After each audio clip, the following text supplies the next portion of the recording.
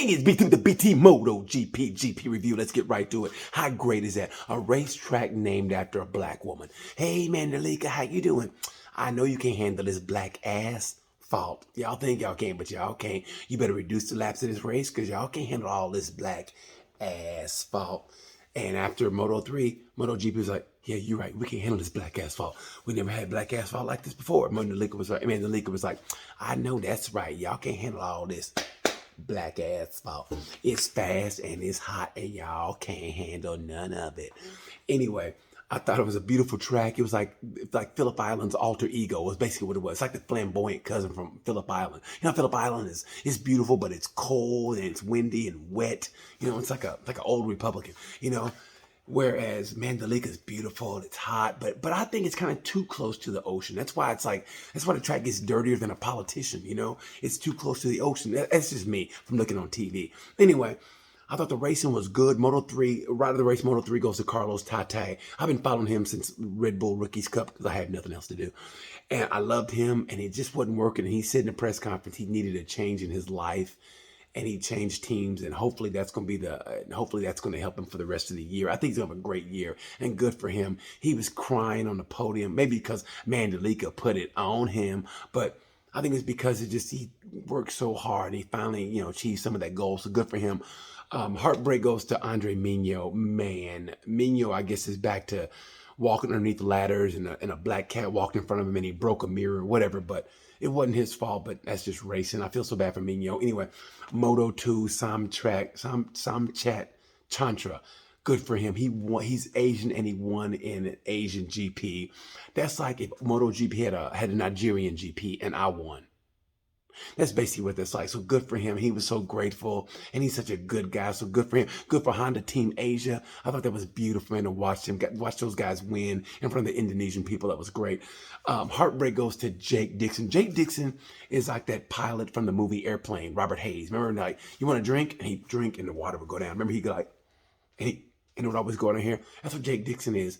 If Jake just settles down, it'd be cool. I think he needs a mental coach, maybe, because he's done it before, been leading and crashed, but he's got a good life. He loves his wife. He's a good dude. Just settle down. Right now, he's, you know, striker, huh? And the water's coming out here. Once he learns how to win, right, he's going to be drinking like this. And that's what Jake Dixon is. Everybody loves Jake. He's a good dude. He's good for him as a Fabio. I think Fabio should turn him on to his mental coach because I think that's what it is. That little tweak, and I think Jake's going to be in for the championship. Anyway, and props to Celestino Vietti.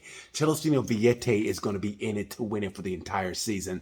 Once Pedro Acosta gets it, and he will get it, he's going to be hell on wheels. But for right now, Celestino Vietti is the man. But like I said, ride of the race goes to Samchat Chantra. Good for him. MotoGP, ride of the race, MotoGP. Darren Bender, I apologize to you. Great job by you. Top 10. He's a rookie. First wet race for a rookie, and he finishes in the top 10. Good for him. Remember, we were all talking shit about him. Me too. About what he did in Moto 3. And then he's coming over. He skipped Moto 2 to go to GP, but he's proven us wrong. And good for you, Darren Bender. Heartbreak goes to Marc Marquez. Oh my God, he's a member of the Indonesian astronaut club because that dude went high in the sky. He was higher than anybody at Woodstock back in 1970. That's how high he was. Anyway, I'm glad he's okay, and I don't know what it is. Maybe it's the casing of the tire. Maybe it's Honda. Maybe it's the track. I don't know what it is, but man, I hope they figured it. I don't think you should crash like that in the modern era. I don't think you should high side like that in the modern era. And if you notice the high sides, they've all come from Honda. I mean, if you think about it, they all come from Honda, so maybe they need a better job of protecting Mark, man. It's hard to watch, but anyway, it really is hard to watch. I say that as I watched the crash like 20, 11 times. Anyway, I thought it was a good GP. I thought the rain helped Yamaha big time. The rain was like that mask during the pandemic. You know, I went to the same restaurant like 3 weeks during the pandemic, and the girls have beautiful eyes, like, oh my God. And then like you go out on a date and they take the mask off, you're like, whoa. I did not know you were a sea creature. And that's exactly what that was. The mask masked the problems that Yamaha had and had a good grip on that track. So don't get it twisted. Great job by Fabio, but Yamaha's still in trouble. Props to KTM. I think KTM is in it to win it. I really do. Good job by him. I picked him in my constructors fantasy team, and I thought, what the hell was I thinking? They end up winning that. I got 28 points from that. Ducati has 8 bikes and they can't do any better than that for this week, that is. Anyway, I think Ducati, the factory Ducati is waiting for Jorge Martin to start winning so they can give him that factory seat. But he hadn't won yet. In fact, he hadn't picked up a point yet. But I think it's coming. It's racing. It's gonna come. I really think so. I think it's gonna come. Um, I think the rest of the season after Argentina will give us more of an indicator of what the rest of the season is going to be like. But I think Argentina is going to be a real good indicator. So I can't wait for that race. And then Coda. And then when they get to Jerez, oh, the season's just going to get better.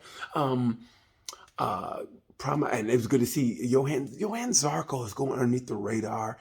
Here's what I said. I say there's going to be 10 different winners in GP this year. I think it's going to be the closest race ever. But I'll still say the championship goes through Mark.